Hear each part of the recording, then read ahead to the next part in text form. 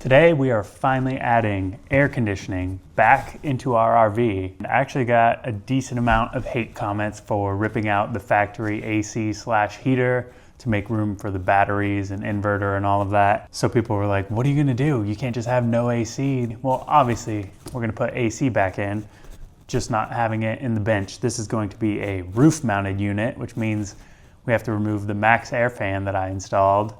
And this actually fits the same 14 by 14 opening, so should be relatively easy. And yeah, I'm just gonna detail the whole process of the install and see how easy or difficult it is, because it's me and I make everything difficult. So first things first, let's get this thing opened up and see what's inside. So other than the big main unit that sits on top of the RV, this is what comes in the box. You have your manual, little QR code you can scan for the install video, but you're watching an install video, so who needs that?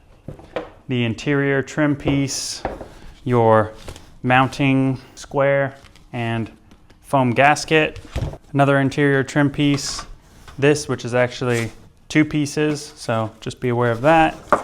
Your cables, which hopefully are long enough for your install. I'm hoping they're long enough for mine. Mounting hardware of different lengths depending on your roof height, remote control unit, zip ties, gotta have zip ties, some foam blocks, and that's about it. So let's go ahead and get this thing installed. We're gonna go ahead and get started up here on the roof and get this out of here so we can get the new one in. And once I had the vent fan off, I just had to go ahead and remove all these screws and the sealant holding the old gasket on there. So according to the manual, it says you want to use some self-leveling sealant under your little foam trim ring here. What I'm going to do is I have this butyl tape. That's normally what I use under the max air fans. So I'm just going to go ahead and take that and put it all around the edges. Works the same way, same idea. So the first thing is just peeling all this little plastic coverage off the sticky side. Then we're gonna get our butyl tape. Comes in a roll, almost the exact same size, which is perfect. We're just gonna get that and stick it right to it. Very sticky. So I'm gonna go ahead and cut that right at the edge. Just like that. Peel it so we can see what we're working with. Now I'm just gonna flatten out these corners a little bit. Overlapping doesn't matter, just provide a better seal. And now we're gonna go put this on the roof. Okay, so I already cleaned up here a little bit, scraped all the old adhesive off, and yeah, just gave it a little cleaning. And now we're gonna put the new one down.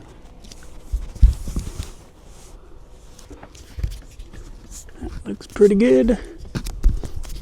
Press it down all the way around. And we're ready for install. All right, now we're gonna install this outside duct onto the unit. And if you look, there are screw holes on one side, but not the other. And so you want those screw holes to face away from these brass inserts. All right, next, you're gonna get these threaded rods and thread these nuts on. Choose the ones that work best for your roof height. So I'm going with the shorter ones for ours. And then you're just gonna screw them in to these threaded inserts and then tighten the nut down. All right, now back on the interior unit, we're gonna take this apart.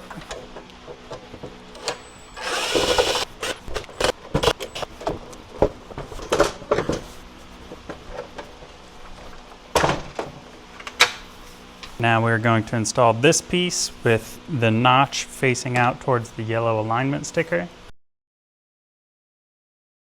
While it's possible to put this thing on the roof by myself, I created this little setup to hopefully make it a little bit easier. So here's the idea. Take the unit, put it here, and see if this standing desk mechanism can raise it up even higher for us. It's not meant to do something this heavy, but let's see.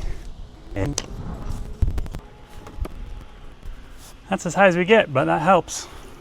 Then I had my brother-in-law help me lift it onto the roof.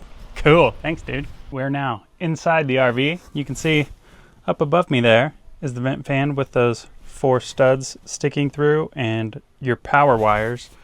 So now we're going to take these ends of the power wires. Just a little 8mm nut holding the fuse on there.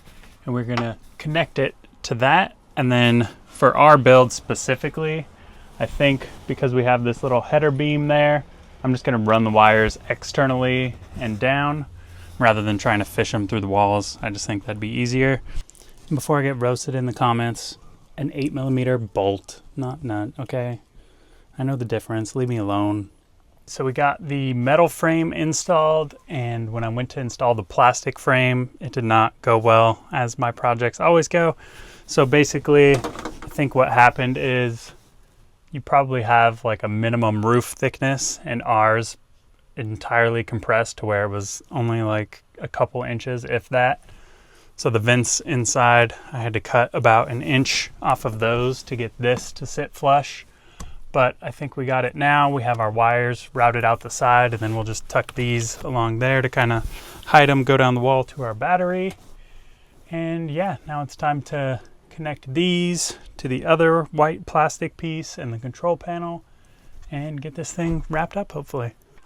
Then, as I went to install this interior trim piece, I realized the bolts were too long, so I went ahead and cut them down, and disaster struck. Well, this sucks. That bolt that I just cut came off, burnt a hole right there, and I tried to knock it off onto the floor, and I knocked it back, and it burnt another hole right there. Man, I'm bummed about that. These seats were like perfect before that. Guess I'm gonna try holding it this time. Finally, I was able to install this trim piece. Final steps. We got all the wires connected on the back of that. Zip tie all this together. And the final step, just putting the little cover on. And there we are. Now, just tuck the wiring and turn it on. Moment of truth. We have power, running to power, ground, running to ground, or positive, negative, you know what I mean. Will the unit turn on?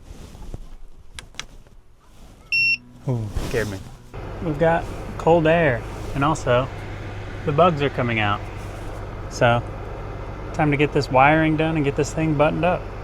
This interior beam was actually hollow, so I was able to run the wire inside there, behind this wall panel, and then just stub it out right in this corner and come down around this angle and straight to the battery bank.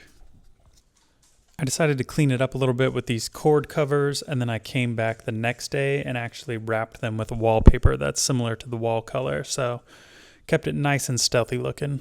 So yeah, pretty stoked with how everything turned out and excited to have AC in the van again.